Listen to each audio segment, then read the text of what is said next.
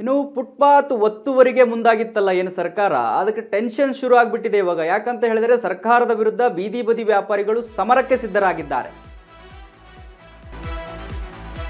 Footpath ಒತ್ತುವರಿಗೆ ಏನು ಮುಂದಾಗಿತ್ತು ಸರ್ಕಾರ, ಅವ್ರಿಗೆ ತಲೆನೋವಾಗಿ ಹೋಗ್ಬಿಟ್ಟಿದೆ ಇದು ಇವಾಗ. ಸರ್ಕಾರದ ವಿರುದ್ಧ ಬೀದಿ ಬದಿ ವ್ಯಾಪಾರಿಗಳ ಸಮರಕ್ಕೆ ಸಿದ್ಧ ಆಗಿದ್ದಾರೆ. ಅಂದರೆ ಅವರು ಪ್ರೊಟೆಸ್ಟ್ ಮಾಡೋಕ್ಕೆ ಶುರು ಹಚ್ಕೊಂಡ್ಬಿಟ್ಟಿದ್ದಾರೆ. ಇಂದು ಬೀದಿ ಬದಿ ವ್ಯಾಪಾರಿಗಳ ಸಂಘಟನೆಗಳಿಂದ ಪ್ರೊಟೆಸ್ಟ್ ನಡೀತಾ ಇದೆ. ಬೆಂಗಳೂರಿನ ಫ್ರೀಡಂ ಪಾರ್ಕ್ನಲ್ಲಿ ಬೃಹತ್ ಪ್ರೊಟೆಸ್ಟ್ ಆಗ್ತಾ ಇದೆ. ಇಂದು 12 ಗಂಟೆಗೆ ನಡೆಯಲಿರುವ ಬೃಹತ್ ಪ್ರೊಟೆಸ್ಟ್, ಅಂದರೆ 12 ಗಂಟೆಯಿಂದ ಸ್ಟಾರ್ಟ್ ಆಗುತ್ತೆ. ಅದಕ್ಕೆಲ್ಲ ಸಿದ್ಧತೆಗಳನ್ನು ಮಾಡಿಕೊಂಡಿದ್ದಾರೆ ವ್ಯಾಪಾರಸ್ಥರು ಮತ್ತು ಸಂಘಟನೆಗಳು. ವ್ಯಾಪಾರಿಗಳ ಜಂಟಿ ಹೋರಾಟ ಸಮಿತಿಯಿಂದ ಬಂದ್ಗೆ ಕರೆ ನೀಡಿದ್ದಾರೆ. ಅಂದರೆ ಬೀದಿ ಬದಿ ವ್ಯಾಪಾರಿಗಳು ಏನೇನು ಮಾಡ್ತಾ ಇದ್ರು, ಫುಟ್ಪಾತ್ನಲ್ಲಿ ನಿಂತ್ಕೊಂಡು ಕೆಲಸಗಳು, ಅವೆಲ್ಲ ಕೂಡ ಸ್ಥಗಿತ ಆಗುತ್ತೆ ಇವತ್ತು. ಆ ಒಂದು ಯಾವ ಬೀದಿ ಬದಿ ವ್ಯಾಪಾರಿಗಳ ಸೇವೆ ಸಿಗೋದಿಲ್ಲ.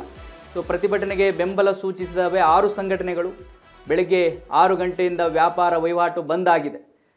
ವೀಕ್ಷಕರೇ, ಏನು ಫುಟ್ಪಾತ್ ವಿಚಾರವಾಗಿ ಈ ಫುಟ್ಪಾತ್ ಮೇಲೆ ಅಕ್ರಮವಾಗಿ ಇಟ್ಕೊಂಡಿದ್ದಾರೆ ಅಂಗಡಿ ಅಂತ ಹೇಳಿ ಎಲ್ಲ ತೆರವು ಕಾರ್ಯಾಚರಣೆ ಏನು ಮಾಡಿದ್ರಲ್ಲ, ಸೊ ಬಡವರಿಗೆ ಹೆಚ್ಚಿಗೆ ಲಾಸ್ ಆಗಿದೆ. ಇದರಲ್ಲಿ ಏಕಾಏಕಿ ಬಂದು ನೀವು ಈ ಥರ ಎಸೆತಾ ಇದ್ದೀರಿ ನಮ್ಮ ಅಂಗಡಿಗಳು, ಸೊ ನಮಗೆ ಲಾಸ್ ಆಗಿದೆ ಅಂಥೇಳಿ ಇವಾಗ ಪ್ರೊಟೆಸ್ಟ್ಗೆ ಸಿದ್ಧರಾಗಿದ್ದಾರೆ. ನಮಗೆ ಸೂಕ್ತ ಪರಿಹಾರ ಬೇಕು, ನಮಗೆ ಸೂಕ್ತ ಸ್ಥಳ ಬೇಕು ವ್ಯಾಪಾರ ಮಾಡೋದಕ್ಕೆ. ನಮ್ಮ ಜೀವನವೇ ಅದರ ಮೇಲೆ ನಡೀತಾ ಇದೆ.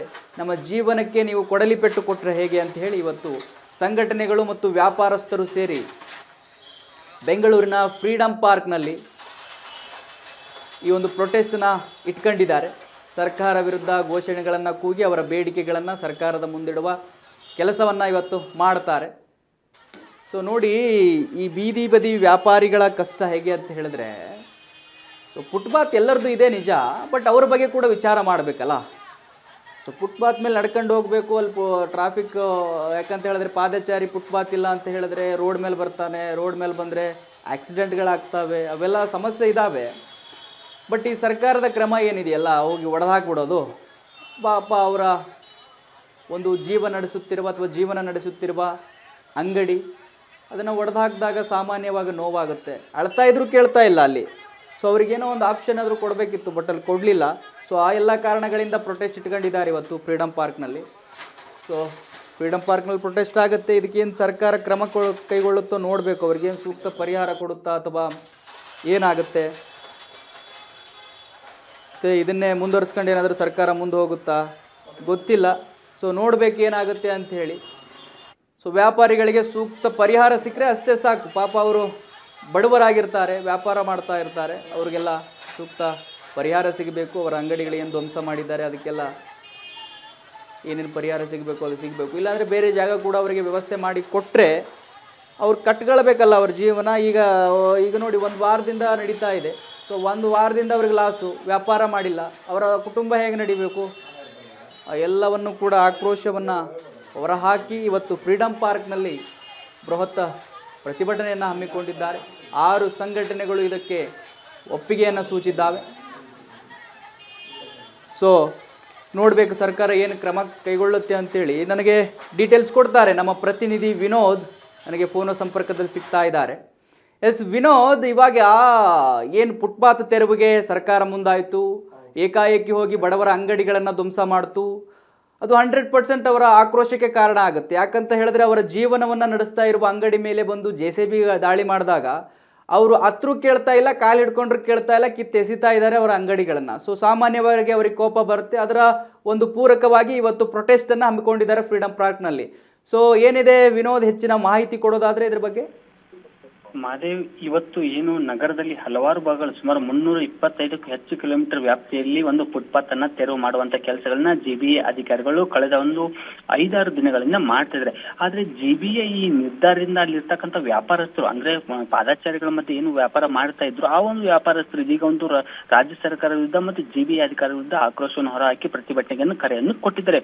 ಇಂದಿನ ಈ ಒಂದು ಪ್ರತಿಭಟನೆಗೆ ಸುಮಾರು 5,000ಕ್ಕೂ ಹೆಚ್ಚು ಜನಗಳು ಭಾಗಿಯಾಗುವ ಸಾಧ್ಯತೆಗಳ ಜೊತೆಗೆ ಇಂದು 12 ಗಂಟೆಗೆ ಫ್ರೀಡಂ ಪಾರ್ಕ್ ನಲ್ಲಿ ಒಂದು ಬೃಹತ್ ಪ್ರತಿಭಟನೆ ನಡೆದಿದೆ. ಈ ಒಂದು ಪ್ರತಿಭಟನೆ ವೇಳೆ ಒಂದು ರಾಜ್ಯ ಸರ್ಕಾರದ ಆಕ್ರೋಶ ಹೊರಹಾಕಿ ಜೊತೆಗೆ ರಾಜ್ಯ ಸರ್ಕಾರಕ್ಕೆ ಒಂದು ಮೆಮೊರಾಂಡಮ್ ಅನ್ನು ಕೊಡುವ ಸಾಧ್ಯತೆಗಳು ಇದೆ. ಸೊ ಹೀಗಾಗಿ ಇವತ್ತು ನಡೆತಕ್ಕಂತ ಒಂದು ಪ್ರತಿಭಟನೆಗೆ ಒಂದು ರಾಜ್ಯದ 31 ಜಿಲ್ಲೆಯ ಹಲವು ಕಾರ್ಮಿಕ ಒಕ್ಕೂಟಗಳು ಅಂದ್ರೆ ವ್ಯಾಪಾರಸ್ಥರ ಒಕ್ಕೂಟಗಳು ಈ ಒಂದು ಪ್ರತಿಭಟನೆಯಲ್ಲಿ ಭಾಗವಾಗಲಿದೆ. ಜೊತೆಗೆ ಈ ಒಂದು ಪ್ರತಿಭಟನೆಯ ಭಾಗವಾಗಿ ಬೆಳಗ್ಗೆ 6 ಗಂಟೆಯಿಂದ ನಗರದ ಹಲವು ಫುಟ್ಪಾತ್ಗಳು ಏನು ಒಂದು ಹೂ ವ್ಯಾಪಾರ ಆಗಿರುತ್ತೆ, ಊಟ ತಿಂಡಿ ಮತ್ತು ಬೇರೆ ಬೇರೆ ವ್ಯಾಪಾರಗಳು ಏನ್ ಮಾಡ್ತಿದ್ರು ಆ ಒಂದು ವ್ಯಾಪಾರಸ್ಥರು ತಮ್ಮ ವ್ಯಾಪಾರವನ್ನ ನಿಲ್ಲಿಸಿ ಇವತ್ತು ಪ್ರತಿಭಟನೆಗೆ ಒಂದು ಮುಂದಾಗಿದ್ದಾರೆ. ಇದರಿಂದ ಒಂದು ಕಡೆ ಒಂದು ಪ್ರತಿಭಟನೆಯಿಂದ ರಾಜ್ಯ ಸರ್ಕಾರಕ್ಕೆ ಒಂದು ಕಡೆ ಟೆನ್ಷನ್ ಅಂದ್ರೆ ಮತ್ತೊಂದು ಕಡೆ ಈ ಒಂದು ಫುಟ್ಪಾತ್ ಮೇಲೆ ವ್ಯಾಪಾರ ಮಾಡತಕ್ಕಂತ ಒಂದು ಜನಗಳಿದ್ದಾರಲ್ಲ ಗ್ರಾಹಕರು, ಅವರುಗಳಿಗೂ ಸಹ ಒಂದು ಆರ್ಥಿಕ ಒಂದು ಹೊಡೆತ ಆಗಿರೋ ಜೊತೆಗೆ ಕೆಲವಷ್ಟು ಸಮಸ್ಯೆಗಳು ಉದ್ಭವ ಆಗಲಿದೆ. ಯಾಕಂದ್ರೆ ಈಗ ನೋಡಿ ಫುಟ್ಪಾತ್ ಅಲ್ಲಿ ಒಂದು ತಿಂಡಿ ಆಗಿರ್ಬೋದು ಮತ್ತೆ ಬೇರೆ ಬೇರೆ ವಸ್ತುಗಳು ಮಾರ್ತಕ್ಕಂಥದ್ದು ಅವರಿಗೆ ಒಂದು ಮಧ್ಯಮ ವರ್ಗದ ಜನರು ಮತ್ತು ಬಡ ವರ್ಗದ ಜನರು ಇಲ್ಲಿ ಬಂದು ಖರೀದಿಯನ್ನು ಮಾಡ್ತಿದ್ರು.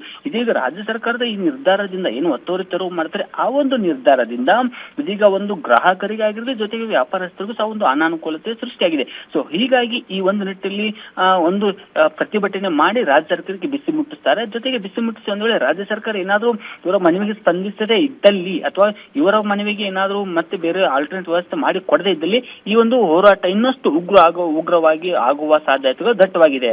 Mahadev. Yes, okay Vinod, thank you ನಿಮ್ಮೆಲ್ಲ ಮಾಹಿತಿಗಾಗಿ.